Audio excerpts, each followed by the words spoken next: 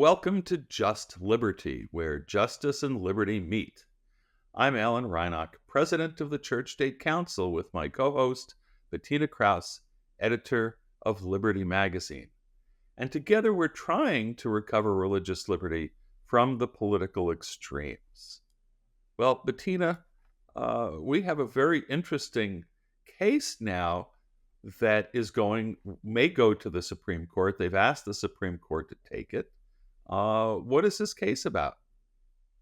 So, Alan, as we know, most of the religious liberty conversations these days in America tend to be around Christian beliefs and practices. Well, this is a case that I think demonstrates very clearly how difficult it can be for members of minority faiths to bring religious liberty claims under the First Amendment. And this involves the Apache Stronghold, which is a Native American group that is asking the Supreme Court to weigh in on whether the federal government is allowed to hand over a certain area known as Oak Flat in Arizona to a copper mining company. And the copper mining company is planning to dig, I think, a 2-mile wide crater, something like 1,000 feet deep, in an area that has really, since time immemorial, really been a sacred space for Native Americans. They've gone there to conduct ceremonies, to worship, to pray. And yet, this is not a church that we think about. This is not, a traditional house of worship that we usually talk about under the First Amendment. They're trying to bring this claim that this is their equivalent of a church under the First Amendment. So far, the courts have decided against them. So, and there's a history. I mean, we lawyers say, well, it's an Indian case, so they're going to lose, because Native Americans tend to lose their claims. We have a very... Why is that? Why is that, Alan? Why do they tend to lose?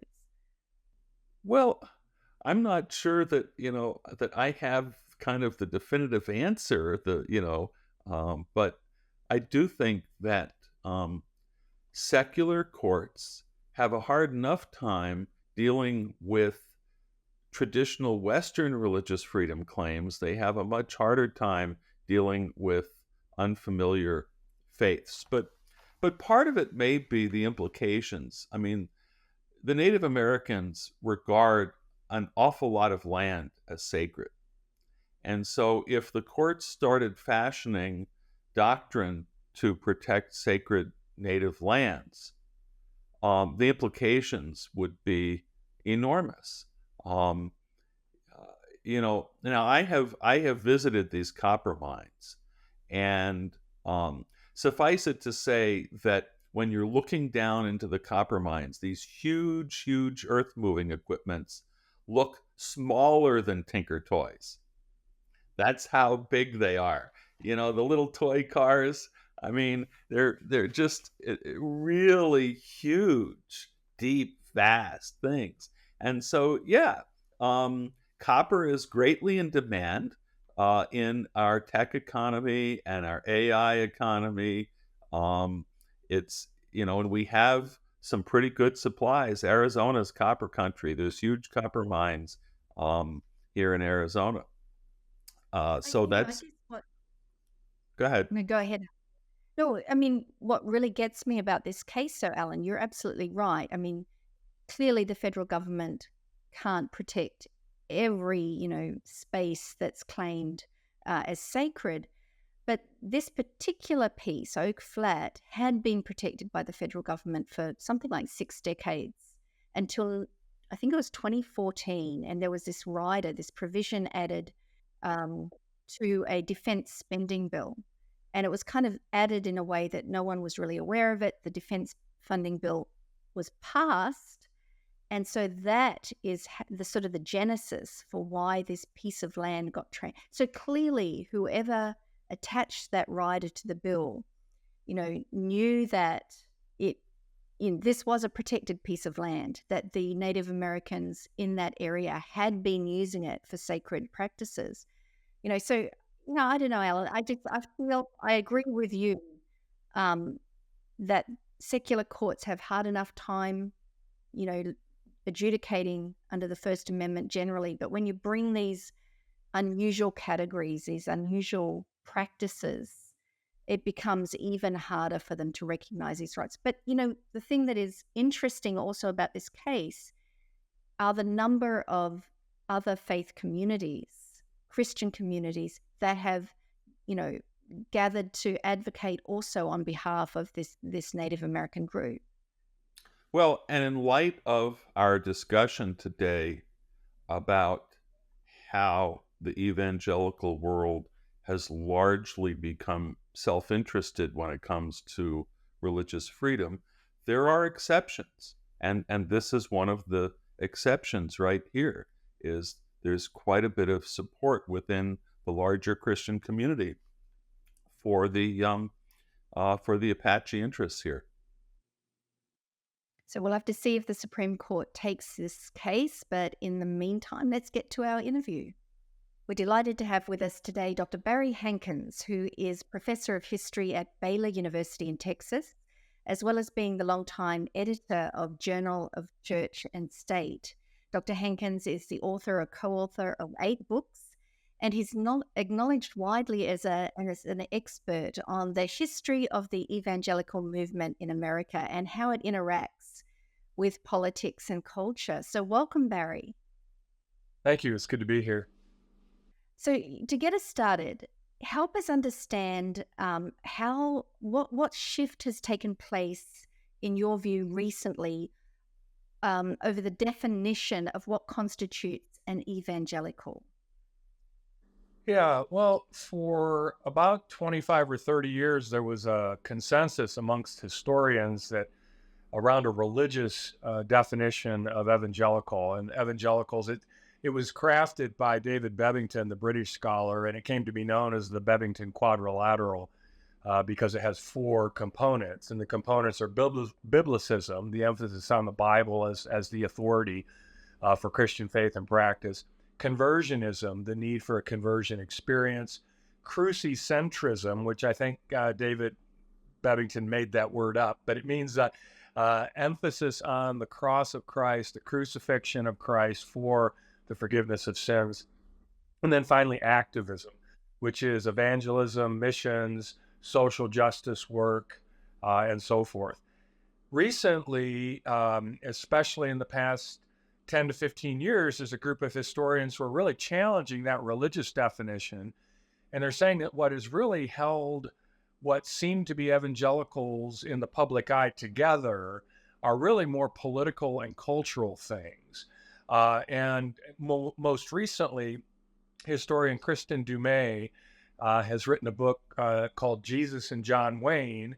And she says that really evangelicals are more of a cultural and political cohort that have been held together by an emphasis on Christian patriarchy, Christian nationalism, militarism, and these sorts of political ideas.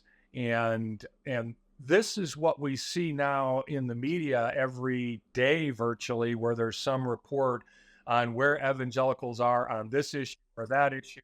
Really, what the media is talking about are evangelicals that are defined more by this political and cultural definition. And so I say we're kind of moving or in between a Bebbington quadrilateral definition of evangelicals and what I call a Dumais patrilateral based on Christian patriarchy definition of evangelicals. So, Barry, I want to ask you to put this in historical context for a minute, because it strikes me that during the middle part of the 20th century, it was mainline Christianity that was kind of carrying the water, so to speak, for American civil religion, for the sort of Protestant values and cultural dominance within American public life. Evangelicals and fundamentalists, and maybe there's a difference there, kind of retreated after the Scopes monkey trial, but they came back with quite a bit of force, and talk about what brought them really back to the forefront of not only politics but kind of American civil religion. Yeah. Right now, historians are viewing it after the Scopes trial. Evangelicals and fundamentalists now we're beginning to see continue to be involved in politics, but the wider culture didn't pay that much attention to them. And I think, excuse me, the big change for evangelicals is if you took the period, say 1930 to 1980, it's a nice half century in the middle of the 20th century. Evangelicals were not defined and did not really define themselves as a cohesive group.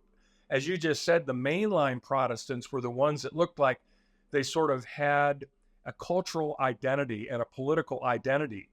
Evangelicals and fundamentalists, I mean, you would have these fundamentalist anti-communist folks, and then you would have these other evangelicals who didn't want to get involved as much in politics, so they were building Bible colleges and doing evangelism and missions and these sorts of things.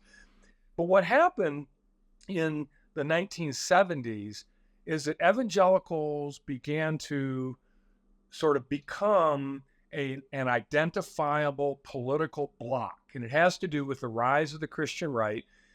Historians argue about which issues were most important in bringing evangelicals together as a political bloc. Certainly, abortion was an issue. Some have argued that the integration of schools and the attempts by Southern evangelicals to maintain private schools that were segregated, some have argued that was a major issue. And so in 1979, political operatives within the Republican Party began to look out and say, all of these evangelicals and fundamentalists are conservative politically. And these were people that were in the Reagan campaign of 1980, Ronald Reagan's successful run for presidency in 1980. And so they reached out to Jerry Falwell, and they helped form the organization, the Moral Majority. And then there were a handful of other evangelical political organizations that formed. And I would say by the late 1980s, evangelicals had gone from sort of being out there, but not cohesive and not highly, they didn't identify themselves as political actors that much. By the end of the 1980s, I have argued for years that they had become the most reliable bloc within the Republican Party. I like to say that they became to the Republican Party what labor was to the Democratic Party. And from that time forward, evangelicals have more and more been interpreted and viewed by the wider culture as really, as I said a moment ago, as more of a political entity than a religious entity. But I do want to say that all throughout this period, many evangelicals were not comfortable with this. And many evangelicals did not want to be seen as political actors. They wanted to be seen as people who loved Jesus, evangelized their neighbors, did good work, built up their schools, and raised their children to be Christians. So, Right. So, evangelicals aren't a monolithic group, but they are, I think, perceived, at least by the media, and you see the political commentators, they perceive this group as you said, a reliable political bloc, voting bloc. And we see it especially in seasons like this, run up to a national election.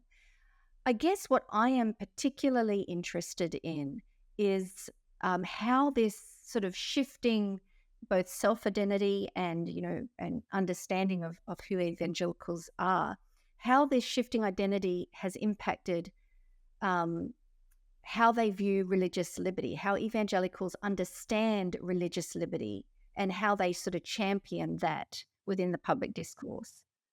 I think what has happened among the group of evangelicals that are most visible and most politically active, when you become a sort of group within culture wars, and we've been using that term now since about the early 1990s, and when you start to view yourself as warriors in culture war, by definition, you have enemies. You're fighting against the enemies. And so evangelicals in the 1980s began to use the word secular humanism. So evangelical political operatives began to say, it's us against the secular humanist. And secular humanists, it's an amorphous sort of term that can be used pretty widely, but it basically meant liberals, progressives, in the Democratic Party. And so what happens is if you have enemies, then by definition, you are defending or attacking, and they are defending or attacking. And so what I see has happened with religious liberty for many evangelicals is that whereas at one time they may have viewed religious liberty as a wide principle that applied to everyone, and they were seeing themselves as, we're not the majority culture here. We need religious liberty, so we better protect the religious liberty of other people too. And I think that sort of evolved into, we are now a discriminated against group. And it even moved to the point where some evangelical operatives, they actually believe evangelicals are being persecuted in this country. So religious liberty went from being a principle that applied to everybody to a sort of self-interest. We have to defend ourselves against all of our political enemies. Secular humanists, now progressives is the preferred term. And so religious liberty has become defending ourselves. And there's a whole group of lobbying organizations that have developed over the past 15 to 20 years, and they almost make it explicit that they exist to defend the religious liberty of Christians.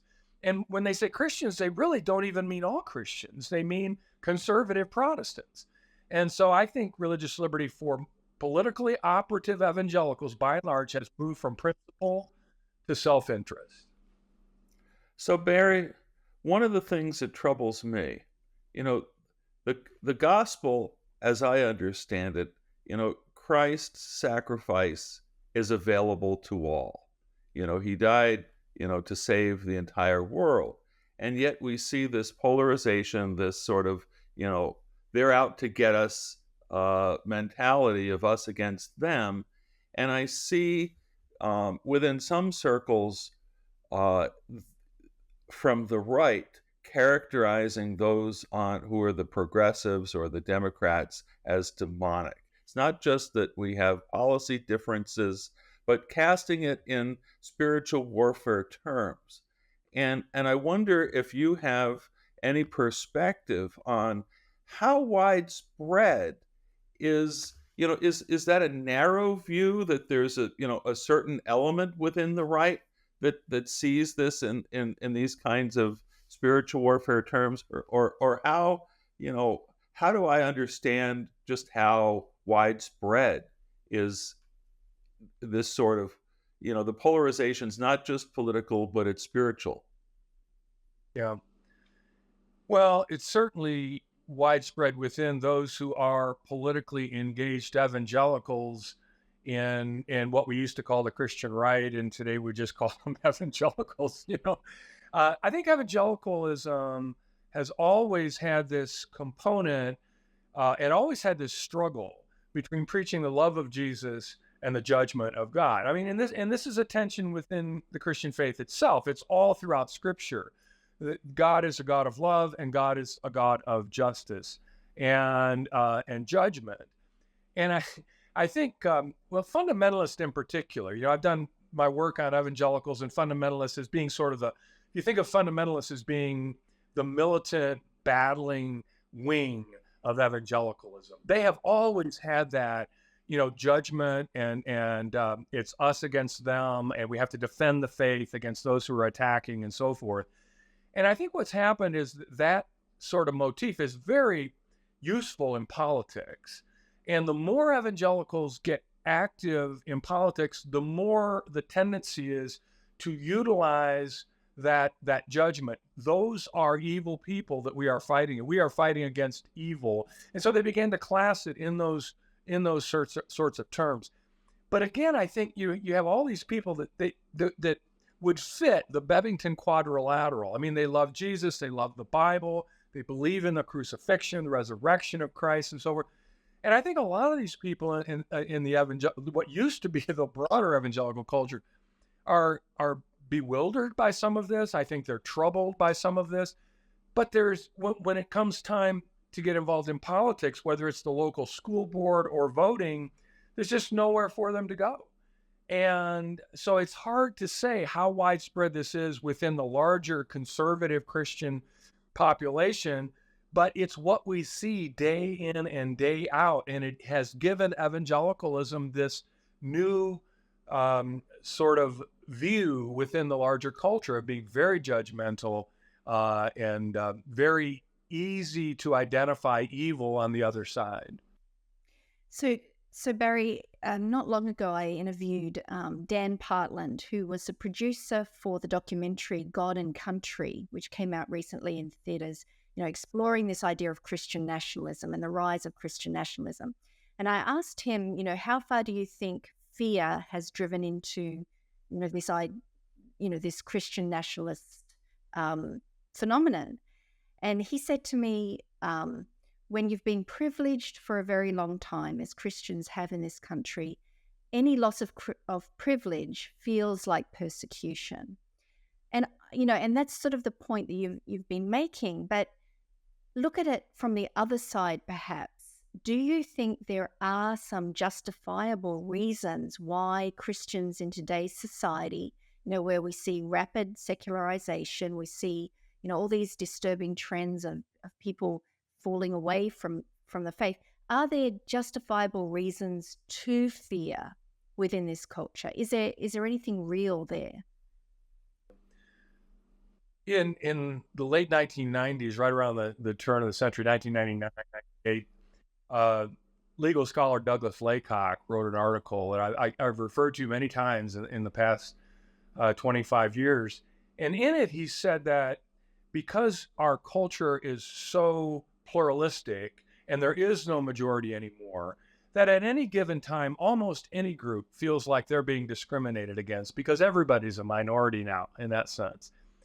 And I think what happens is that in times of extreme polarization and rapid change, as you say, different groups at different times feel that discrimination more strongly than they do at other times. And I think evangelicals have done that. But I also think it has been promoted by political leaders on the right, and not just Christian political leaders, but there has been a drumbeat on the political right. And you can maybe go back to the 90s with Rush Limbaugh. And he and others who have followed in his footsteps have constantly told just conservative, and they're mostly conservative white people, whether they are Christians or not, however they identify themselves religiously, that the whole culture is turned against you. And I actually, exactly what you just said, that when a privileged group begins to lose a little bit of that privilege, it feels like discrimination. I absolutely agree with that. And I have been saying the same thing for years. But that being the case, it doesn't take much for these radio personalities, now TV personalities, to sort of gin up that feeling of discrimination and tell them you really are being discriminated against. And to be frank, Donald Trump is using this right now. He has said explicitly on many occasions, they're coming after you. You should be afraid. And here's what I would say as a Christian. I cannot be part of a movement that is motivated by fear. That is, as Christians, we are commanded to live by hope and not by fear. And I think this is the theological error, the spiritual error of evangelical politics in the past 20 years, is to live by fear, and that fear morphs into a very near hatred of the people you think are against it. And that is profoundly unchristian in my view. So I have to make this observation, Barry, because I'm on the front lines and, as a lawyer doing discrimination cases, and I do get the cases and I see where there are, progressive values, people who discriminate and are hostile to Christian conservatives in all the usual issues, whether it's a nurse that Catholic nurse that won't perform certain procedures, or issues arising out of the conflict between religious freedom and LGBT rights. We see those conflicts, but you're right. They get exacerbated by the selling of fear. And a colleague did a study that in the scriptures, more than 100 times, God tells his people, don't be afraid. And I just resonate so much, and I've preached that message so many times. And I rather think that the extent to which the right reacts or perhaps overreacts to the excesses and the offenses of the left, it drives they're in a sick symbiotic relationship, is what I've said. They need each other, they drive each other. I used to say that, the when Barry Lynn was at Americans United and he would do the dog and pony show on the news, the Talking Heads with Jerry Falwell, and it's like, or with Pat Robertson, that the left and the right needed each other to fundraise and to have an enemy to go after. And it's tragic. But the topic that we don't have time for today, that I think we're going to need to follow up on, is we've been primarily focused on, white conservative evangelicals, but the Black church paints a little different picture. And I think we need to get a better understanding of where the Black American church fits in. Yes, absolutely. And the Black church knows real discrimination and in this country, and has always had this strong component of uh, of justice and equality and these sorts of things, and has had to work for justice and equality within our culture. And so they're a little less concerned about some of the issues that don't seem quite that big to African Americans that white Christians are often very concerned about. Going back to your point about the cases you're involved in, I do want to say, yes, there is discrimination against Christians whenever the progressive left insists that Christian organizations operate by the values of the progressive left. That's wrong. And whether it be, the most visible cases have been, flower shops and bakeries having to do with gay weddings and so forth. And I tell progressive friends, imagine if conservatives were trying to use the law to force you to live by the values of conservative Christianity. That is repugnant in our culture, no matter who's doing it. And so there is that is real, and that is there. The problem is it gets blown up into a pervasive discrimination or even persecution, rather than looking at it as a case-by-case thing that has to be adjudicated whenever it arises. I think Alan is right. I think we need a part 2 on this conversation. But thank you so much, Barry, for being with us today and for sharing. And hopefully we'll have another opportunity in the near future to take up the conversation. That would be great. Thank you. It's good to be here. So, Bettina, I think the main takeaway from Barry's conversation is the extent to which evangelicals, instead of having their identity forged in their faith, it's now really forged in their politics, and that their approach to religious freedom has really morphed from being principle-based to being self-interest-based. And that's a profound shift. It is a profound shift, and it brings so many concerns with it. I just get triggered every time I read in a news report the evangelical vote or the Christian vote. These casual assumptions by political commentators that Christians and evangelicals vote in a bloc. I think if there's anything hopeful I took from our interview there with Barry, it's that regardless of what's been going on, there have always been a number of evangelicals and Christians who have held to a more, true understanding of what Christianity is, not political, but primarily spiritual. So, there's a couple of themes that we didn't have time to explore that I'd really like to see us develop in the future. Now Barry has been at a Baptist institution, one of the premier ones at Baylor, in Waco, Texas. And I have so often said in my own radio show that I did for 24 years, Freedom's Ring, when I would interview Baptists, that we Seventh-day Adventists stand on Baptist shoulders, historically, when it comes to our understanding of religious freedom. Baptists have been, foremost in propounding the concept of soul liberty. And I think we need to explore what's been happening within the Baptist community, because I think there are profound shifts there. But also the contrast between the white and black evangelical churches in America, because there are, to the extent that, the white church wants to reject any association with racism, or that race is an issue. The fact is that they see things very, very differently than the black church. And that's something that we need to explore. Absolutely. I think we've got right there a theme for an upcoming episode. For sure. But we will need to leave it there. Until next time, this has been Just Liberty. I'm Bettina Krause with Alan Reineck. And remember, vigilance is the price of liberty. Eternal vigilance. Eternal. I knew I'd missed a word out there. Thank you.